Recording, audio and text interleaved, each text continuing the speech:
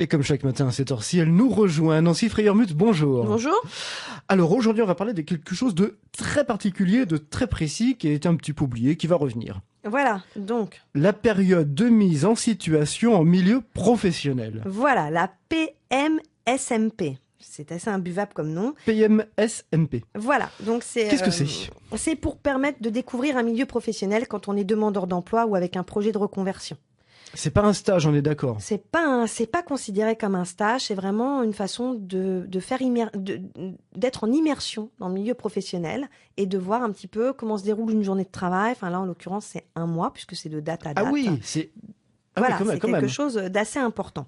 Donc, l'avantage avec la PMSMP, c'est que maintenant, c'est un cadre juridique unique. En fait, cette chose-là, utilisée et existait sous d'autres noms pour les jeunes ou pour d'autres caractéristiques de demandeurs d'emploi. Et là, on la regroupe en l'appelant la PSSMP.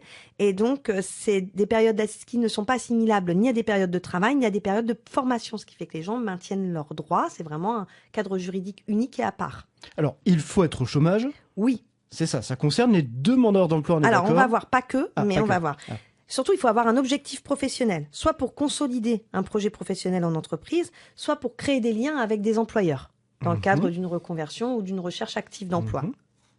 Donc, sont concernés par ça les demandeurs d'emploi, inscrits ou non auprès de Pôle emploi, les jeunes en demande d'insertion qui sont suivis par les missions locales, les demandeurs d'emploi reconnus travailleurs handicapés qui sont accompagnés par Pôle emploi ou par les Cap emploi, et puis les bénéficiaires du RSA.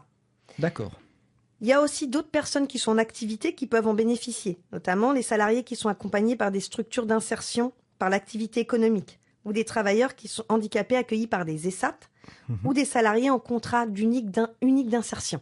Donc tous ces gens-là peuvent aussi en bénéficier.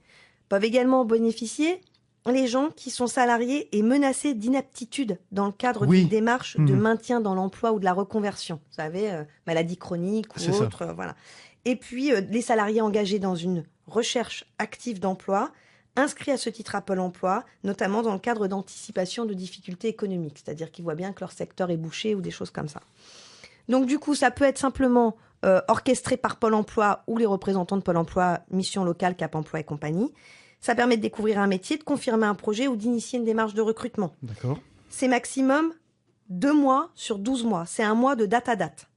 D'accord, c'est un mois de date à date. Voilà, et on ne peut pas faire plus de 2 mois de période sur une période de 12 mois. D'accord. Ça vous semble clair ? On peut faire moins que 1 mois ou pas ? Non, c'est vraiment un mois. Non, c'est 1 mois. C'est une période maximale. Je pense qu'on peut faire moins, mais après, on va s'intéresser. On est rémunéré ou pas pendant cette période ? Non, on n'est pas rémunéré par l'employeur. Il garde son statut. C'est comme un stage d'observation, en fait. Exactement. Donc, il garde le régime d'indemnisation ou de rémunération qu'il avait. D'accord. Et c'est un contrat qui est signé. Une vraie convention. C'est une convention, c'est signé, c'est clair. On met tous les détails pratiques sur la page Facebook Chronique RH. À demain, Nancy. Merci. À demain.